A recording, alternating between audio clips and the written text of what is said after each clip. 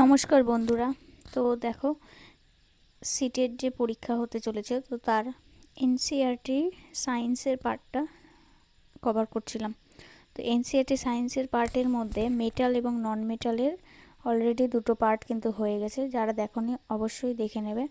তো মেটাল আর নন মেটালের আজকে এই পার্টটা ডিসকাস করব, যেখানে আছে দেখো কোরোশন। কোরোশন কি আগে দুটো পার্টে অলরেডি আলোচনা করেছি, তো এই পার্টটা বাকি ছিল। এই পার্টটা ডিসকাস করে নিলে নতুন করে মেটাল এবং নন মেটালের একটা হ্যান্ড রিটেন নোটস নিয়ে আসবো, যেটাতে সম্পূর্ণভাবে রিভিশনটা তোমাদের হয়ে যাবে। এরপরে সায়েন্সের যে কনসেপ্টের সিরিজটা কমপ্লিট করার পরে পিআইকিউ নিয়ে আসবো, তখন দেখবে এইগুলো থেকেই অনেক কোশ্চেন থাকছে। আচ্ছা, আর দেরি না করে শুরু করি, চলো। দেখো বলেছে কি কোরোশন। আচ্ছা, এখানে কি বলেছে, silver articles become black after some time when expose to air. Silver article যেটা থাকছে, এজি সিলভার, জানি সেটা কি হয় কিছুক্ষণ পরে, কিন্তু যখন এয়ারের সাথে এক্সপোজ করা হয় মানে বায়ুর সাথে মেশে, তখন কিন্তু সেটা কি কালার হয়ে যায়, ব্ল্যাক। এটা কেন হচ্ছে, কারণ it react with sulphur in the air form a coating of silver sulphide. এবার দেখো সিলভারটা কি হচ্ছে, সালফারের সাথে যখন রিয়াক্ট করছে তখন এখানে তার গায়ে কিন্তু এরকম একটা কোটিং আমরা দেখি তৈরি হয়ে যাচ্ছে, এবং সেটা ব্ল্যাক কালারের। সেটা কার সাথে, সেই কোটিংটা কিসের, তাহলে সিলভার সালফাইড। তাহলে এজির সাথে অক্সিজেন যখন রিয়াক্ট করছে তখন কিন্তু সেটা সিলভার সালফাইডের কিন্তু একটা রিয়াকশান তৈরি হচ্ছে। তো এই সিলভার সালফাইড যেটা, সেটারই কিন্তু কোটিং আমরা দেখতে পাই। দেখবে অনেক সময় আমরা গয়না, যেগুলো রূপোর গয়না, কিন্তু বাজারে আমরা একবার করে ওয়াশ করে নিই, তাই না?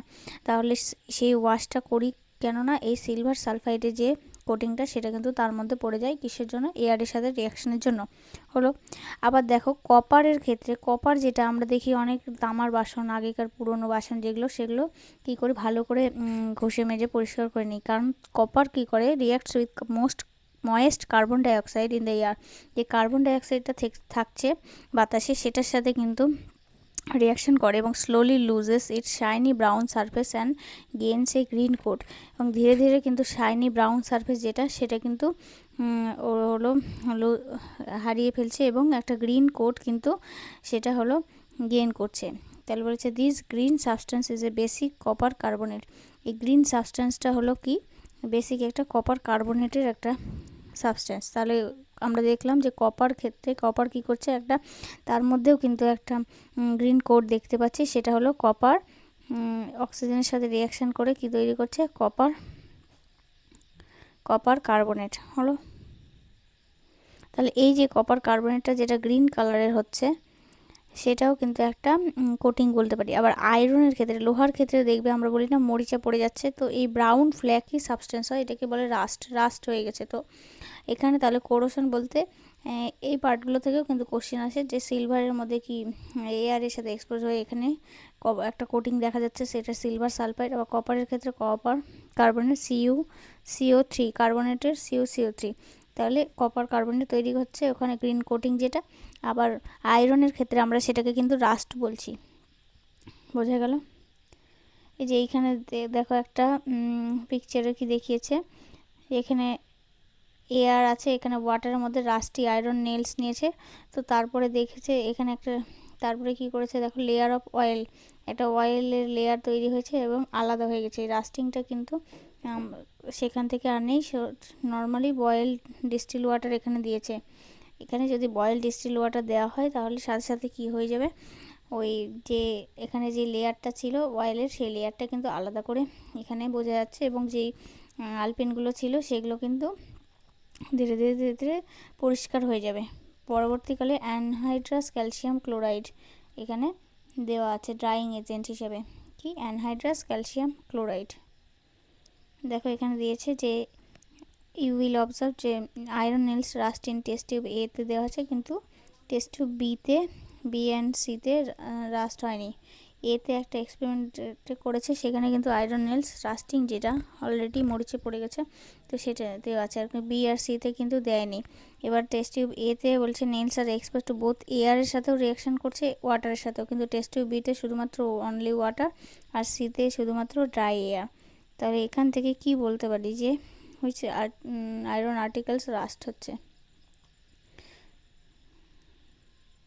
এখানে দেখো ছবিটাতে শুধুমাত্র ওয়াটার আর এয়ারের সাথে দিয়েছে, এটা শুধুমাত্র বয়েল, এখানে খালি এয়ারের সাথে রিয়াকশন হচ্ছে, আর এখানে বয়েল ডিস্টিল ওয়াটার, আর এখানে কিছুই নেই, ফাঁকা। তবে দেখো বলেছে এখানে ফিগারে কি বলেছে, investigation the conditions under which iron rust in tube A both air and water are present, in tube B there is no air dissolve in the water. ওখানে বিতে আর এয়ারই নেই, আর সিতে এয়ার ইজ ড্রাই হয়ে গেছে এয়ারটা। কী কী কন্ডিশন হয়েছে, এই কন্ডিশনগুলো কিন্তু ভালো করে দেখবে, এগুলো থেকে কিন্তু কোশ্চেন ফ্রেম করে। এখানে কিন্তু ওয়াটার বলেছে, এয়ার এবং ওয়াটার দুটোই আছে এখানে। সেকেন্ডটাতে কিন্তু এয়ারটা হলো ডিজলভ হয়ে গেছে ওয়াটারে, আর থার্ড কন্ডিশনে কিন্তু এয়ারটা ড্রাই হয়ে আছে। ড্রাইং এজেন্ট এখানে কি, অ্যানহাইড্রাস ক্যালসিয়াম ক্লোরাইড। বোঝা গেল? আচ্ছা, এই যে কোরোশন হয় আমরা যেটা, সেটাকে প্রিভেনশন কী করে করব, তাই না? আমরা তো নর্মালি বাসন মাজার সময় অনেকটা তেঁতুল বা টক জাতীয় জিনিস ব্যবহার করি। এবার এখানে কি বলেছে দেখো, dusting of iron can be prevent paint করে, অনেক সময় আমরা দেখি বাড়িতে লোহার গ্রিল যেগুলো লাগাই সেগুলো আয়রনে, ওগুলো কিন্তু পেন্ট করি, অয়েলিং করি, গ্রিজিং করি, গ্যালভানাইজিং করি, তারপরে জিঙ্কের প্রলেপ দিই যেটা, ক্রোম প্লেটিং, তারপরে অ্যানোডোডাইজিং অফ মেকিং অ্যালয়, এগুলো দিয়ে করবো। এবার গ্যালভানাইজেশন কি বলেছে, galvanization is a method of protecting steel and iron from rusting of by coating them with a thin layer of zinc. মানে স্টিল এবং আয়রনকে আমরা যে কোটিং হচ্ছে, মানে রাস্ট হচ্ছে যে লেয়ারটা, জিঙ্কি লেয়ারটা দিয়ে কোট করে তাকে রাস্টিং থেকে আমরা কিন্তু প্রোটেক্ট করতে পারছি। এবার galvanized article is protected against rusting even if the zinc coating, যদি জিঙ্ক কোটিং যদি ব্রোক হয়ে যায়, মানে ভেঙে যায়, তাও ওটাকে বাঁচাবে। এবার তারপর বলেছে allowing is very good method of improving the properties of the metal. Allowing এখানে ভালো মেথডের কথা বলেছে। তো এক্সাম্পল দিয়েছে কি, iron is most wide used metal, সব থেকে বেশি ব্যবহার করি, but it's never used in it's pure state. কিন্তু আয়রনকে আমরা পিওর স্টেটে ব্যবহার করতে পারি না, কেননা পিওর আয়রন কী হয়, very soft and stretches easily when hot. মানে খুব পিওর আয়রন যেটা হয় খুবই সফট হয়, একদম নরম হয়, এবং যেমনভাবে স্ট্রেচ করবে সেরকমভাবে করানো যায় যখন গরম থাকে। কিন্তু যখন এর মধ্যে স্মল অ্যামাউন্টের কার্বন যেটা মেশাবো, তাহলে এটা হার্ড এবং স্ট্রং হয়ে যায়। এবং আয়রনকে নিকেলের সাথে আর ক্রোমিয়ার সাথে যদি মিক্স করি, তখন আমরা কি পাই, স্টেনলেস স্টিল। তাহলে বলেছে আয়রনের, দেখো এখানে বলেছে আয়রন কি নর্মালি অবস্থায় সফট হয়, স্ট্রেচ করা যায়, কিন্তু আয়রনের মধ্যে যদি স্মল অ্যামাউন্ট অফ কার্বন মেশাই, এটা হার্ড আর স্ট্রং হয়ে যায়। আবার আয়রনকে নিকেল আর অ্যালুমিনিয়াম, এই ক্রোমিয়ামের সাথে মেশালে আমরা পাবো স্টেনলেস স্টিল, যেটা হার্ড কিন্তু রাস্ট হয় না। এই জন্য আয়রনকে আমরা নিকেল আর ক্রোমিয়ামের সাথে মেশাতে পারি। এবার আয়রনকে আবার যদি অন্য কিছু দিয়ে মিক্স করি, তাহলে প্রপার্টি কিন্তু চেঞ্জ হয়ে যাবে। তাহলে প্রপার্টি এটা কিন্তু চেঞ্জ হয়ে যাচ্ছে কি, যে কোনো সাবস্টেন্স মিক্স করব তার উপর, তাহলে the substance added maybe metal or non মেটালও হতে পারে। অ্যালয় বলেছে, অ্যালয়টা কি, অ্যালয় একটা হোমোজিনিয়াস মিক্সচার। অ্যালয় কি, হোমোজিনিয়াস, হোমো মানে কি সেম টাইপের মিক্সচার, তাই না? এটারও মানে আলাদা আলাদা, হোমো মানে সেম টাইপের, টু অর মোর মেটাল, দুটো অর এ মেটাল আর একটা নন মেটাল হতে পারে। কেমন করে প্রিপেয়ার করা হয়, ফার্স্ট বলেছে দেখো, it is prepared by first melting the primary metal, প্রথমে প্রাইমারি মেটালটাকে মেল্টিং করব, তারপর dissolving the other elements in it definite proportion, it is then cold and room temperature.